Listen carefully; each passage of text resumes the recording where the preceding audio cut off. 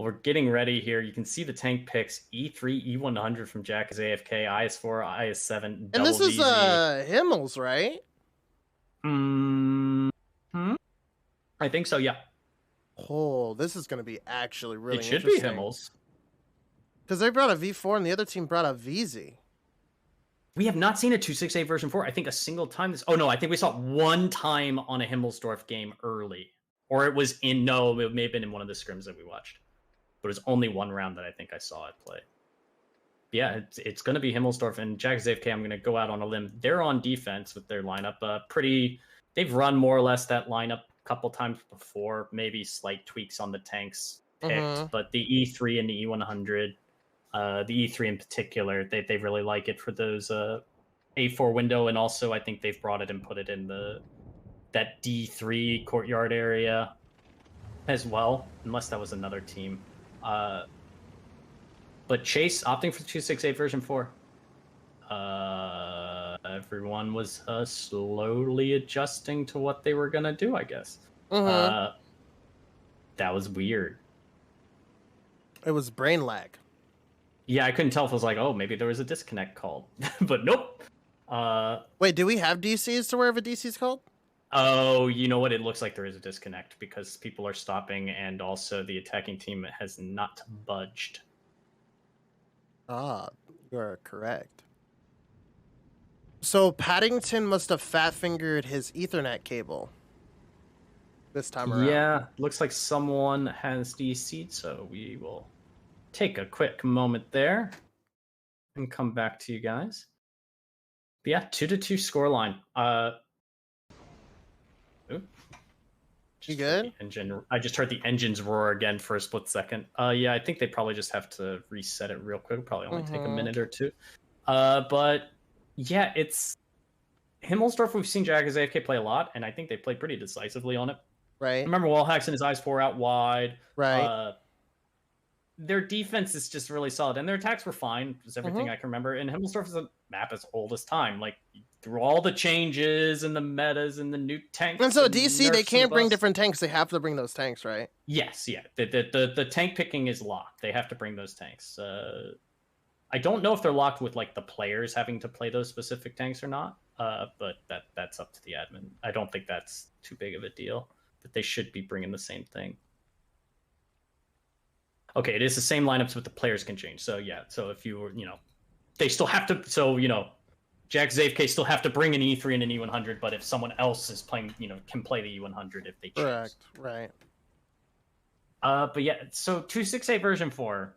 Why don't we talk about this thing? Because when it came out, it was a bit of a here. Let me pick the political thing. Divisive introduction to World of Tanks a couple of years ago. It was broken. It's been nerfed. Yeah, it's a little broken. It was broken. I'm terrible at TDs, and I was like 4,500 damage. Woo, average. Oh, looks like we're going right back in. That did not take too long either. But yeah, it's I like that there was a breakthrough tank, but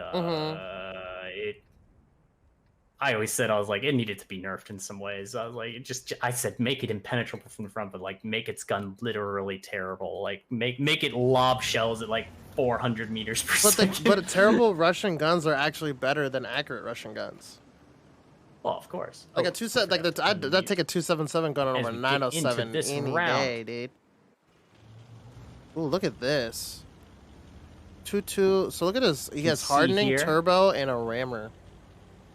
Getting a maximum HP. Play from FHS. All these fast movers just heading all over. Chase is going straight, maybe out wide completely. You can see Wallhacks in his IS4 has gone out to F1.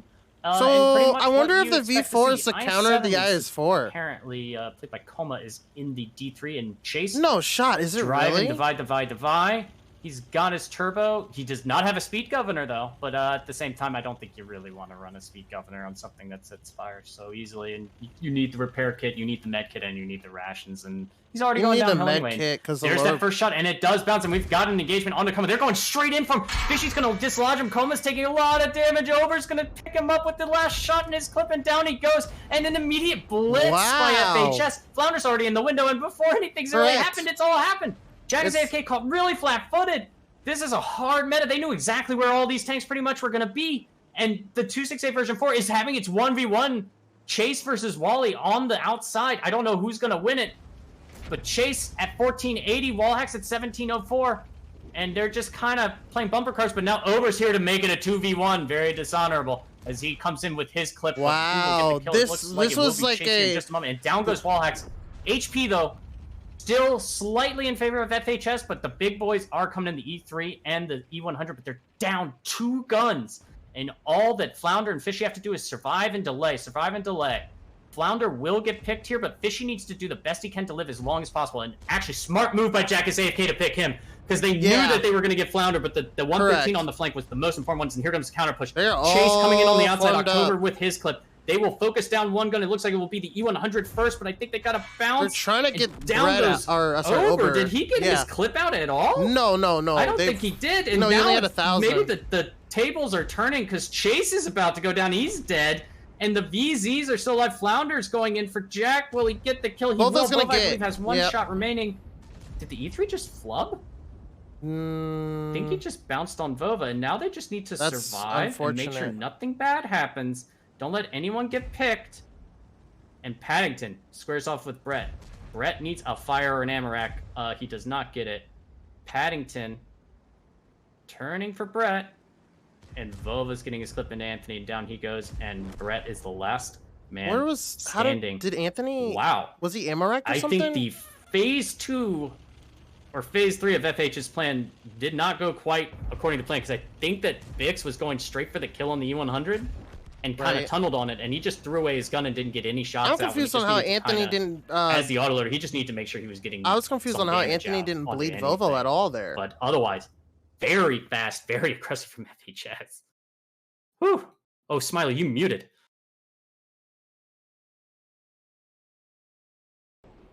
Checking the post-game stats. I don't know when you muted. Can you hear me? Yeah, can you hear me? Uh-huh. Okay, cool. Yeah, something came up. But I was here for the match. I was just making sure that you weren't talking to me, and you were like, why isn't Jeff answering what I'm saying? Really, the weirdest part about that whole scenario was, like, Anthony, he only got, like, 1 shot out.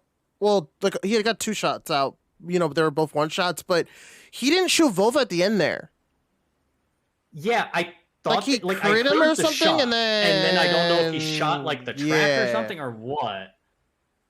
Because I heard it shoot, and I guess it wouldn't have made a difference anyway, but it was like, whoa, where was that? And Chase, I mean, having his 1v1 against Wallhacks until Bix showed up, but a really, really well-executed strat by FHS, and kind of, you know, I mean, I don't want to call it meta, but I want to call it meta. It was a meta strat. They've seen Jack as AFK's lineup do that, more or less, and... maybe they had a couple of flexes based on what I think it was a good counter. Yeah.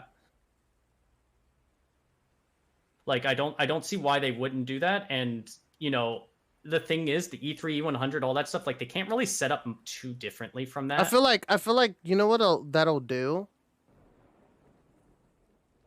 That'll tilt some people. It can, but I mean, you can say, oh, well, they hard meted us, but at the same time, I mean, this is a season match, and yeah, it was a hard meta, but correct.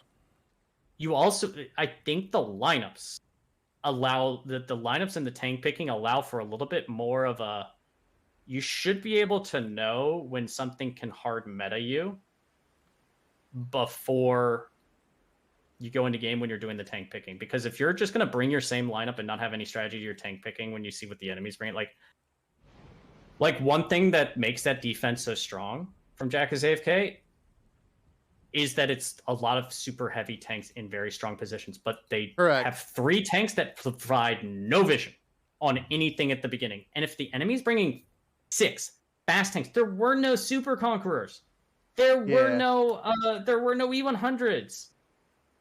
There was, I think, 1 IS-7 maybe, and then there was 113, and then the rest was 268 version 4, 50B. Like, if you don't have something to scout the 5 line or something like that, you have to kind of assume that they can do that. And they had the I-7 in that courtyard window, and he's not even able to get there in time to spot it because they don't actually have eyes on the courtyard. So he's not actually providing eyes on the courtyard to see that all these guys are coming straight towards him. I mean, you run the same defense every game, I mean, if somebody eventually is just going to be like, we're going to counter you. Yeah. No, FHS deciding to do so. Pretty interesting. Or you have to have the same lineup and be able to do I feel like I almost personally felt like Jackets AFK was saving a different defense for a better team to kind of like psychologically mess with that. Have you seen that happen before? Right? Mm-hmm. Where like you'll see like a top my common thing was you need 2 or 3 basic setups, generic strategies with the same lineup.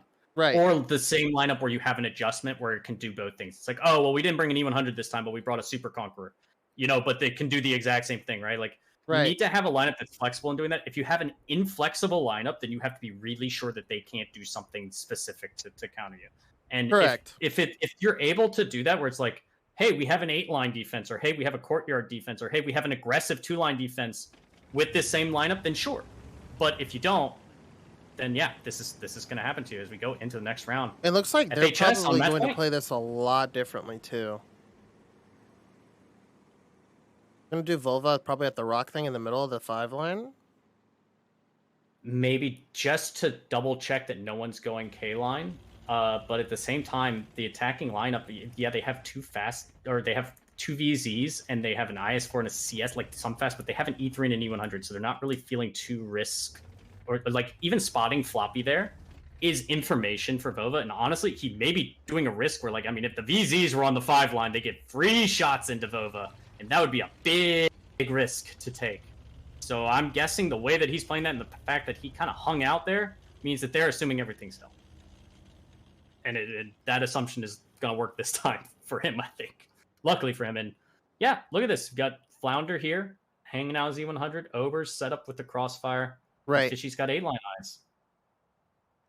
And now they're just chill. You know, the Vova goes offside. You know, there's a little thing, and then they figure out they're all hill, and then he comes back, and they get ready for it.